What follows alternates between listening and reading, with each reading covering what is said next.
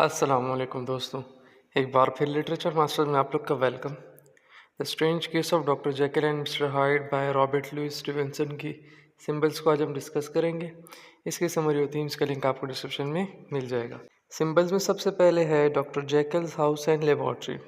तो doctor Jekyll का जो हाउस है और लेबॉर्ट्री है वो duality of a human nature को रिप्रेजेंट करता है, क्योंकि जो हेनरी जेकिल का हाउस है वो एक रेस्पेक्टेबल पब्लिक पर्सन को सिंबलाइज करता है, जबकि उसकी जो लेबॉर्ट्री है वो सिंबलाइज करती है डार्कर हिडन इनसाइड, यानी उसमें कुछ सीक्रेट्स हैं।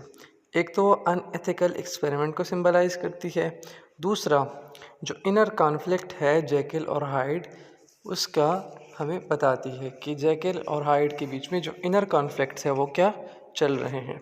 सेकंड वाला है डोर्स।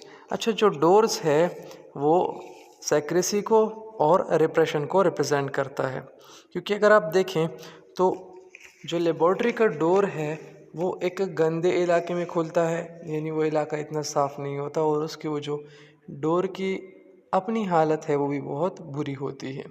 लेकिन जब हम बात कर लें इसके दूसरे घर की, यानी इसका जो अपना घर है हेनरी जेकिल का, उसका डोर बहुत अच्छा होता है और वो जो है घर भी बहुत ज़्यादा प्यारा होता है।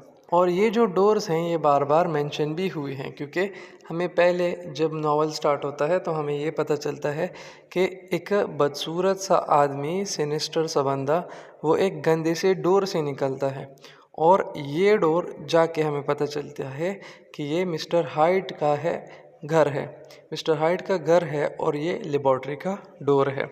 ये सिंबलाइज करता है बैरियर बिटवीन डिफरेंट आइडेंटिटीज़ और डिफरेंट पर्सनैलिटीज़। फिर उसके बाद है हाइड्स अपेयरेंस। अब हाइड की जो अपेयरेंस है वो सिंबलाइज करती है ईवल को और डीजेनरेशन को, क्योंकि अगर हम देखें तो उसमें कौन कौन से फीचर हैं।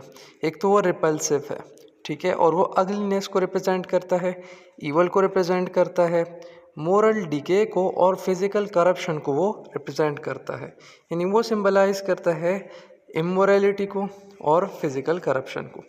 फिर इसके बाद है द पोशन। अब ये वो पोशन है कि जिसको इसने बनाया था और उसके ज़रिए से ये हेनरी जेकिल से मिस्टर हाइड में कन्वर्ट हो रहा था।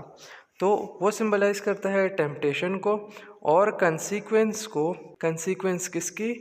एक्सपेरिमेंटेशन की, क्योंकि उसके ज़रिए से क्या हुआ, इसको ट्रांसफॉर्मेटिव पावर मिली और ये हेनरी जेकिल से मिस्टर हाइड में कन्वर्ट हो सकता था। लेकिन ये जो ट्रांसफॉर्मेटिव पावर है साइंस की, ये कभी कभार जो है वो डेंजरस भी साबित हो सकती है, क्योंकि अगर डॉक्टर जेकिल को देखा जाए तो वो आखिर में हाइड बनकर ही रह गया था। अब उसने क्या किया था, उसने अपनी दोनों पर्सनैलिटीज़ को, अच्छी और बुरी पर्सनैलिटी को, वो अलग अलग कर दिया था, लेकिन उसकी वो जो कीमत थी वो उसने बहुत बड़ी चुकाई थी। फिर इसके बाद है फॉग एंड डार्कनेस। अगर हम देखें तो जितनी भी एरियाज़ हैं जहाँ पे मिस्टर हाइड नज़र आते हैं तो वहाँ पे या तो बहुत ज़्यादा फॉग है या वो रात के अंधेरे में नज़र आता है, या वो मिस्ट में होता है या वो फॉग में नज़र आता है। तो ये सिंबलाइज करती है मिस्ट्री को और मोरल एम्बिग्विटी को, क्योंकि अगर लंदन की स्ट्रीट में देखा जाए तो वहाँ पे फॉग होती है जो कि हमें कन्फ्यूजन और साथ में ऑब्सक्योरिटी को सिंबलाइज करती है कि आखिर होने क्या वाला है, हो क्या रहा है, सस्पेंस क्रिएट होता है। उसके अलावा सिंबलाइज करता है जेकिल के सीक्रेट को। एक और चीज़ जो सिंबलाइज करता है वो ये है कि गुड और ईवल के बीच में जो बाउंड्री है, जो लाइन है, वो ब्लर हो जाती है। फिर इसके बाद है मिरर। मिरर रिप्रेजेंट करता है सेल्फ रिफ्लेक्शन को और आइडेंटिटी को, क्योंकि जब डॉक्टर जेकिल मिरर में देखता है तो उसको अपना आप हाइड नज़र आता है, ऑल दो वो जेकिल होता है। तो ये सिंपलाइज करता है कि वो अपने डार्कर साइड के साथ या डार्कर सेल्फ के साथ किस तरह कन्फ्रंट करता है और वो अपनी ड्यूअल नेचर को किस तरह रिकॉग्नाइज करता है। उसके बाद है हाइड्स वॉयलेंस। अब हाइड का जो वॉयलेंस है ह्यूमैनिटी का प्राइमल इंस्टिंक्ट है, यानी ये क्या है, उसकी अनचेक्ड एग्रेसिव और ब्रूटैलिटी को सिंबलाइज करता है। उसके बाद है द शेवल ग्लास, यानी फुल लेंथ मिरर जिसमें लोग अपने आप को देखते हैं तैयार होकर, तो वो रिप्रेजेंट करता है ड्यूअलिटी ऑफ आइडेंटिटी को, क्योंकि जब भी वो ट्रांसफॉर्म होता है तो वो अपने आप को उस शीशे में देखता है और वो शीशा उसका विटनेस है जब वो ट्रांसफॉर्म होता है। फिर इसके बाद है लंदन। अब लंदन जो है वो ड्युअलिटी ऑफ सोसाइटी को रिप्रेजेंट करता है, क्योंकि अगर एक तरफ देखा जाए तो ये रिप्रेजेंट करता है सिविलाइजेशन को, एथिक्स को, मैनर्स को, लेकिन अगर दूसरी तरफ देखा जाए तो ये रिप्रेजेंट करता है वायलेंस को, ठीक है, मिस्टी एरियाज़ को, सीक्रेट्स को, उसके अलावा ब्रूटैलिटी को। तो यहाँ पे ड्युअलिटी ऑफ सोसाइटी को रिप्रेजेंट करता है। फिर इसके बाद है द केन।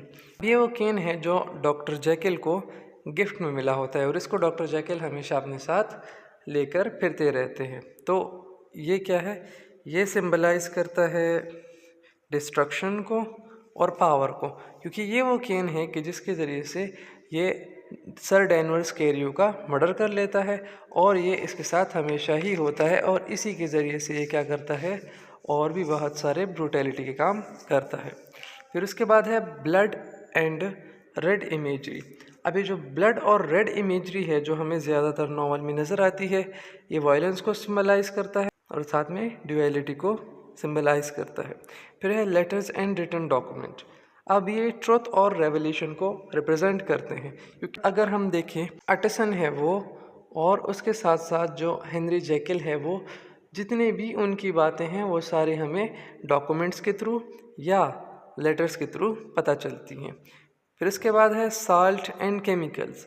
अब साल्ट एंड केमिकल जो है वो साइंस और ट्रांसफॉर्मेशन को सिम्बलाइज करता है या uncontrolled sequence of scientific ambition को सिम्बलाइज करता है। फिर उसके बाद है हाइड्स की जो चाबियाँ हाइड के पास होती हैं, जो वो बैग से यानी लेबॉर्ट्री का जो बैग है वहाँ से वो जो अंदर जाता है और फिर हेनरी जैकल बन के दूसरी साइड से निकलता है।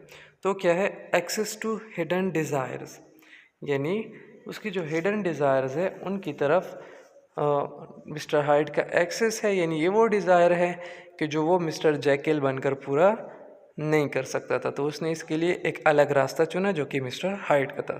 तो दोस्तों, thanks for watching my video.